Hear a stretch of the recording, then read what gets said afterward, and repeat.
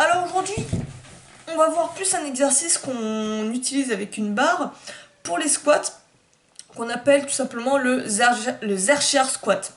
Donc le Zercher squat, c'est vraiment, on va dire, un exercice old school avec barre que j'ai vu peu de personnes le pratiquer.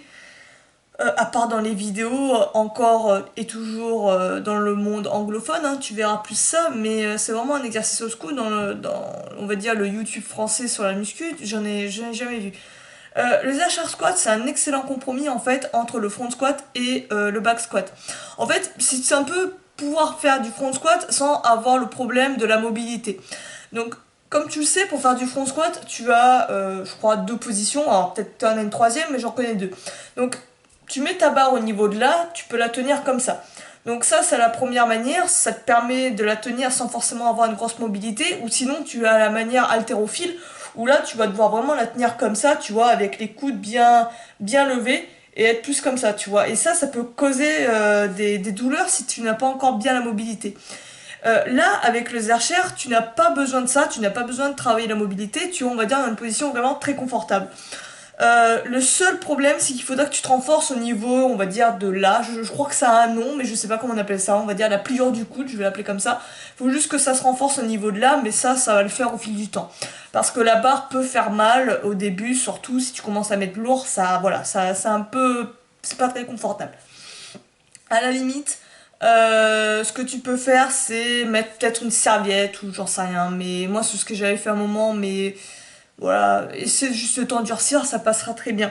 Euh, oui, comme je te dis, c'est un parfait compromis entre le front squat et le back squat, mais aussi c'est génial parce que tu peux te démerder sans rack. C'est un peu le squat des taulards, tu vois. Donc ça te permet de te démerder sans rack. T'as juste besoin d'un support pour poser ta barre lorsque tu, on va dire, l'enlèves du support. T'as juste besoin de ça. Donc il faut que tu aies quelque chose à peu près à hauteur, un peu au-dessus, au niveau nombril, niveau abdos, tu vois. Ça peut être, comme je te dis, juste une espèce de rack, des supports pour mettre la barre. Ça peut être peut-être éventuellement deux box, deux chaises, mais voilà, il suffit juste de ça. Et en fait, tu t'avances du support et là, tu as juste à squatter. En cas de problème, en cas où tu n'arrives pas à remonter la barre, le truc qui va se passer, c'est qu'en fait, tu vas tout simplement lâcher la barre en ouvrant les coudes, en fait. Et voire même te pencher en avant en ouvrant les coudes. Donc ça peut être dangereux, mais on va dire que c'est beaucoup moins périlleux qu'avec un back squat par exemple. Tu vois ce que je veux dire? Là, tu vas facilement pouvoir te libérer de la barre en fait, c'est ça le truc. Donc ça c'est intéressant. Ça c'est vraiment bien pour ceux qui n'ont pas de rack et qui veulent quand même faire du squat. Ensuite, comme je te dis, Pavel considère en fait que il est beaucoup plus intéressant le Zercher. Il me semblait, soit il le disait, je te remettrai l'article qu'il mettait sur le Zercher squat, il y avait un moment que je l'ai lu, je me souviens plus trop ces termes, mais il considérait que c'était une version du squat supérieure au front et au back squat, il me semble bien. Et tout simplement, c'est parce que ça met un accent vraiment important sur les abdos, sur la stabilité. C'est-à-dire qu'avec le Zercher squat, tu vas vraiment être bien stable. Ça va t'apprendre à être stable, à être bien droit. Tout simplement parce que si tu ne gagnes pas assez tes abdos, ce qui va se passer, c'est que tu vas te pencher en avant, perdre l'équilibre, te casser la gueule. Et ça, c'est un excellent apprentissage pour bien exécuter le squat. Notamment le back squat où tu peux avoir l'impression de ne pas avoir forcément besoin de bien contracter les abdos, pas ressentir vraiment cette contraction, tu vois. Là, avec le Zercher, tu peux pas te permettre. Sinon, tu vas vraiment te casser la gueule en avant, ça m'est déjà arrivé. Donc, et ça, tu t'en rends compte. Il faut vraiment que tu aies une grosse tension au niveau de la sangle abdominale pour être stable et être complètement droit lorsque tu fais ton back squat. Enfin, ton squat. Donc c'est un excellent éducatif, on va dire, un excellent moyen de bien avoir la bonne technique pour tous les squats en fait. Comme je te dis au début aussi, tu vas pas pouvoir mettre lourd, surtout si c'est nouveau pour toi. Voilà, commence peut-être barre à vide, voilà, tranquillement, rééduque-toi et essaie d'apprendre le bon positionnement pour l'exercice pour faire un squat. Comme toujours, je pars du principe que pour travailler un squat à la barre ou avec du poids, avec n'importe quelle charge, il faut déjà que tu y arrives parfaitement bien sans poids. D'accord? Donc même si, voilà, au moins une bonne technique sans poids, t'arrives au minimum à faire 30-50 reps, minimum, je dis bien, de squat classique, de air squat, comme on appelle en crossfit, propre, amplitude complète, et éventuellement, si tu veux vraiment tâter du poids, pourquoi pas. Sachant que je considère qu'il y a encore plein d'étapes au poids de corps avant de vouloir tout de suite travailler au poids. Euh, Ensuite, donc ça c'est une petite parenthèse. Comment bien exécuter un Zercher? Donc clairement, j'ai pas la technique la plus parfaite au monde, je te montre juste ma manière de faire. Si tu as des corrections, des manières de l'améliorer, n'hésite pas à le rajouter en commentaire, c'est toujours intéressant et enrichissant. Donc moi, ce que je fais déjà, alors, je vire, lorsque je suis sur un rack, je vire les espèces de trucs de sécurité là, je sais pas comment on appelle ça, sur laquelle, ben, quand tu te casses la gueule, tu pourras poser la barre. Donc ça, je le vire sur les côtés, tout simplement parce que l'amplitude n'est pas assez... comment dire, quand je fais une amplitude complète, la barre touche les espèces de protection, tu vois, et ça casse les buantes, c'est chiant quoi, ça, à chaque fois ça fait cling cling cling, et ça m'empêche aussi d'aller plus bas encore. Donc c'est assez déstabilisant. Donc ça, je les dégage. Comme je te dis, le Zercher est fait justement pour ceux qui n'ont pas de rack. Donc voilà, pas de souci. À la limite, si tu as vraiment peur et que tu veux quand même une sécurité, que tu travailles seul, ce que tu fais, c'est te surélever à la limite, tu vois. Mais bon, en te mettant par exemple un step, ou si t'es assez grand, bon bah t'auras rien à faire, mais si t'es à ma taille, voilà, mets-toi un step, voilà. Vérifie toujours que ce soit stable, que tu vas pas glisser dessus et tout. Vérifie toujours la sécurité, mais voilà. C'est peut-être une alternative. Moi, je préfère jarter les trucs, voilà, je suis plus rassurée. Ensuite, lorsque tu avances vers ta barre, en fait, donc tu auras les espèces de... Tu t'avances vers ta barre, et sur ta barre d'haltérophilie, tu auras comme les moutures, je sais pas comment on appelle ça, tu vois, ces espèces de trucs en relief, espèces de petits traits en relief que tu auras dessus, pour positionner de manière égale tes mains. Ça, c'est ce qu'il faut te servir pour mettre bien tes mains à la bonne distance. Ben, ça, tu vas les utiliser pour mettre les pliants de tes coudes, en fait, dessus. Donc, plus ou moins selon ta largeur d'épaule, soit tu suis directement les espèces de trucs en relief, tu vois, tu mets directement tes coudes au bout comment ça s'appelle, je sais même pas le terme de ces trucs en relief, je vais appeler ça comme ça, hein. Et on va dire que tes coudes seront parfaitement à la bonne distance. Si après c'est trop large pour toi, comme ça l'est pour moi, il suffit que tu avances délicatement un bras après l'autre, plus ou moins à la même distance. Tu ne seras jamais au millimètre près, mais essaie d'être assez précis en avançant millimètre par millimètre. Une fois que tu es là, tu peux avoir deux positions. Soit tu gardes tes coudes parallèles, tes avant-bras parallèles l'un par rapport à l'autre, ou soit tu fais comme moi et tu colles tes bras comme ça en les accrochant l'un à l'autre. Donc moi j'aime bien le faire comme ça, je me sens plus stable et je sens que je pourrais mieux serrer les poings. Je t'expliquerai ça aussi, au niveau de la tension ou la mettre. Donc moi j'aime bien me mettre dans cette position, tu peux le faire comme ça aussi, c'est comme tu le désires en fait. Et à ce moment-là, tu déraques la barre. Ensuite, lorsque tu vas t'abaisser, l'idée aussi c'est que quand tu déraques la barre, c'est pas de pas avoir le dos en protraction, d'avoir les épaules vers l'avant. Au contraire, essaie d'être en rétraction, de chercher à ouvrir la cage thoracique en engageant les dorsaux. Ça, c'est comme les pompes, voilà, c'est comme les tractions également. C'est cet exercice de ouvrir la cage thoracique pour bien avoir le dos droit. Ensuite, au niveau de l'amplitude. Donc l'amplitude, pour avoir une amplitude complète, on te dit qu'il faut que tu aies les coudes qui touchent les genoux. Donc ça, c'est un très bon moyen de savoir si tu descends assez bas. Je pense que tu peux descendre encore plus bas, voire carrément avoir les ischios qui touchent les mollets. Mais moi, je prends comme référence, comme je te dis, les coudes qui touchent les genoux. Je trouve que c'est déjà une bonne amplitude. Je reste là-dessus. Mais ça peut, à mon avis, pour savoir l'amplitude complète, c'est clairement quand tu peux plus descendre plus bas, tu vois. Donc, comme je te dis, lorsque les ischios touchent tes mollets, là, c'est bon, tu peux plus descendre plus bas. Mais voilà, garde ça en tête, au minimum, pourquoi pas, avoir les coudes qui touchent les genoux. Donc pas besoin que ça claque, hein, juste toujours tranquillement contrôler que ça fait une touchette, quoi. Et que tu remontes. Toujours dos droit. Pareil, lorsque tu es en bas de position, fais attention à pas justement te laisser emporter par la charge et avoir le buste qui penche en avant. Euh, il faut absolument que tu contractes les abdos. Il faut vraiment que tu aies toute la tension au niveau des abdos pour garder ton dos droit. Donc, dès que tu sens que tu commences à basculer en avant, essaie de corriger le tir ou essaie de le refaire à la répétition suivante. C'est pas grave si tu te gourres, c'est comme ça que tu apprends, mais voilà. Prends conscience de ça et essaie de corriger ça lors de la prochaine série ou la prochaine répétition carrément. Et hop, essaie d'avoir toujours cette rétraction et d'avoir vraiment les abdos gainés et ainsi retrouver cette posture droite. Et pareil, lorsque tu remontes, garde le dos droit. Donc c'est vraiment un superbe éducatif pour bien avoir le positionnement du squat, clairement, je te le dis.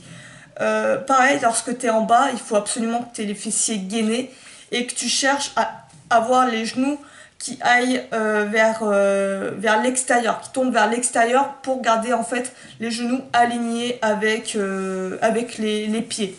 Ça, c'est extrêmement important aussi. Donc, cherche vraiment à pousser tes genoux comme si tu cherchais à les écarter vers l'extérieur pour qu'ils restent dans le positionnement des pieds et éviter qu'ils aillent vers l'intérieur et les mettre dans une position vulnérable. Donc ça, c'est technique squat classique. Et enfin, donc je crois que j'ai fait le tour pour les archères. Ouais, j'ai fait le tour. Juste le niveau de la barre lorsque tu vas commencer lorsqu'il est sur le rack, c'est de le mettre, on va dire, légèrement en dessous, tu vois. Je dirais au niveau abdos, bas abdos, juste pour que tu aies à faire une mini flexion des genoux pour la déraquer. J'appelle ça comme ça pour l'enlever du rack si tu préfères. Histoire que tu sois bien stable et tout. Et enfin, ça c'est la technique Zercher pour avoir le mouvement. Pour le squat en lui-même, comment dire, la technique que j'applique pour n'importe quel squat, c'est toujours chercher à créer la tension un maximum. Donc ça se joue par plein de choses. Par créer la contraction musculaire bien avant de faire les répétitions, c'est un setup en fait, c'est une préparation. La respiration est extrêmement importante aussi. Donc quand je fais n'importe quel squat, l'idée c'est de bien se préparer, de se concentrer toujours. L'idéal c'est vraiment de visualiser avant de faire sa série. Donc de bien se mettre dans le jeu. Déjà, contracter tous les muscles au maximum. Tu vois, tu te dis dans ta tête, il va falloir que je contracte limite les muscles du haut de mon crâne jusqu'à mes orteils. Clairement, moi je te le dis, j'arrive pas à tout contracter autant, mais j'essaie au maximum de contracter, solliciter de plus en plus de muscles. Donc, pareil, je commence toujours ma série par une inspiration en gonflant le ventre au maximum et une fois que je fais ça, tac, je contracte, je contracte aussi le périnée, c'est très important. Je contracte le périnée, les fessiers, maximum de muscles, tu auras les dorsaux également et les poings. Ça va être excellent pour t'aider à remonter. Au maximum, les dorsaux, les abdos, les fessiers, les cuisses. Et là, tac, je garde ma tension, je souffle pas, hein. Je garde la tension justement, je m'abaisse, je remonte et une fois que j'ai passé le point critique, on va dire le point le plus dur, c'est là où je souffle. Mais je souffle pas de manière passive en relâchant les muscles, mais vraiment tu vois, en gardant la tension. Ça, c'est une respiration à la Pavel, si tu veux. Je sais plus si j'avais fait une vidéo là-dessus, mais il faut peut-être que j'en fasse une. Ça te permet vraiment de garder la tension. Pas d'avoir aucun muscle qui relâche. Pareil, quand t'es en bas, l'idée, c'est vraiment de t'aider avec les poings. Si tu sens que tes poings sont pas tendus au maximum, que ton grip n'est pas assez tendu, serre les poings, serre. Le plus fort possible ton grip. Ça va t'aider, en fait, par le principe d'irradiation, de contracter tout le reste de ton corps. Ton épaule et tout, les dorsaux. Tous tes muscles vont plus se contracter, bien mieux se contracter. Donc ça va vraiment t'aider à remonter plus facilement. Teste ça, clairement. Pareil, ça c'est ce qu'on appelle le squat respiré. Les traductions en français, franchement, des fois c'est de la bouse. C'est le breathing squat en anglais, mais on va appeler ça le squat respiré, enfin le squat par respiration. L'idée, c'est pas d'enchaîner ces répétitions l'une derrière l'autre, tu vois. Enchaîner 1, 2, 3, 4, 5, tu vois, comme beaucoup de gens le font. L'idée, en fait, c'est une fois que tu as fini ta répétition, tu te poses et tu recommences exactement le même setup. Donc, tu vas pas enchaîner, tu vas mettre plus de temps en chaque rep. Tu vas augmenter, tu gagnes tout, tu t'abaisses, tu remontes, tu relâches. Et après, tu recommences. Il y a même carrément, ils aspirent par la bouche. Et ils gagnent tout et ils descendent et ils remontent. Ça, c'est ce qu'on appelle le breathing squat. Donc tu vas voir que ta série sera plus longue. Pareil, le temps entre les répétitions sera plus long. Mais au moins, tu seras bien en sécurité. La tension sera pas sur les articulations, mais vraiment dans tous les muscles. Ça sera beaucoup mieux. Ça, c'est intéressant de faire avec des séries lourdes, tu vois, avec 5 répétitions par exemple. Donc ça, c'est les petits conseils que j'applique et que je te donne pour faire des squats. Au maximum, faut se renseigner. Le squat, c'est quand même assez technique hein, comme exercice. Il faut bien le gérer, il faut faire attention. Vraiment au début, mais pas trop lourd. Surtout si tu es en force, cherche pas à faire le kéké, mais pas trop lourd. Gère le mouvement. Lorsque tu arrives à faire 5 reps sur un mouvement, avant de tout de suite charger la barre, moi ce que je te conseillerais c'est faire une phase d'adaptation, comme je te l'ai dit, 3 à 6 semaines éventuellement avec la même charge. Alors il y en a qui seront plus pressés que d'autres, il y en a ça le réussiront, mais si tu veux éviter de stagner, crée la stagnation toi-même. En fait c'est l'idée ça, provoque toi-même la stagnation avant qu'elle te tombe dessus, pour vraiment laisser ton corps s'adapter. Il faut que la charge te paraisse extrêmement facile avant de changer de charge, avant de mettre plus lourd. Quoi d'autre? Si à un moment donné tu arrives vraiment à bien gérer la charge, rends la difficulté, cherche à trouver une difficulté sans changer le nombre de reps et sans changer la charge. Et une manière de le faire, je t'en donne une, c'est mettre une pause. Par exemple, tu fais ton squat, sur les 2 premières répétitions sur ta série de 5, tu fais une pause en bas de position, tu gardes la position 1 à 2 secondes. Une seconde, ça peut déjà être challengeant, mais si tu veux mettre encore plus, fais 2 secondes, fais-la à la WED si tu veux, et remonte. Tac, tranquillement, tu refais ça pour la 2e répétition, tu fais ton setup, tu t'abaisses, tu tiens, tu comptes un Mississippi dans ta tête par exemple, et tu remontes. Voilà. Et après, tes 3 prochaines répétitions, tu les fais normalement. Déjà, rien que ça, teste. Tu vas voir rien que ça, sans toucher ni à la charge ni au nombre de reps, ça a augmenté la difficulté. Et la prochaine fois, ou la semaine d'après, hop, tu fais la même chose, mais non plus sur 2, mais 3 répétitions. Et éventuellement, tu changes de charge. Ou tu fais la même chose sur 4 répétitions. C'est comme tu veux. Mais tout ça, voilà. Essaie de trouver des manières, non pas de faire plus, mais de faire mieux. Toujours faire mieux dans ta série et dans tes exercices. Donc, voilà, c'était quelques conseils que je voulais te donner. Essaie le Zercher, c'est vraiment un exercice old school, vraiment génial. Moi, ce que je kifferais de faire, c'est le faire avec Brad, tu vois, en Zercher, avec quelqu'un. Tu peux également le faire, en fait, on va dire que c'est un Zercher avec tout objet, en fait. On va dire que le Zercher squat, c'est la manière la plus fonctionnelle de faire un squat.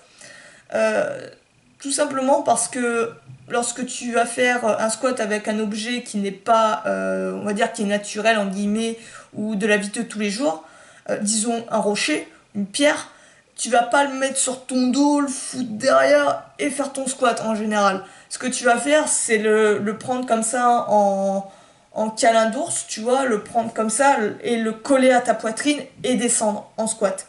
Donc, le faire, en fait, ce mouvement, c'est ce qu'on essaie d'imiter, mais à la barre. C'est pour ça que ça te paraît un peu chelou, parce que la barre est hyper fine, mais c'est ce qu'on essaie d'imiter en faisant le Zercher squat à la barre olympique, en fait. C'est le mouvement fonctionnel, c'est le plus fonctionnel.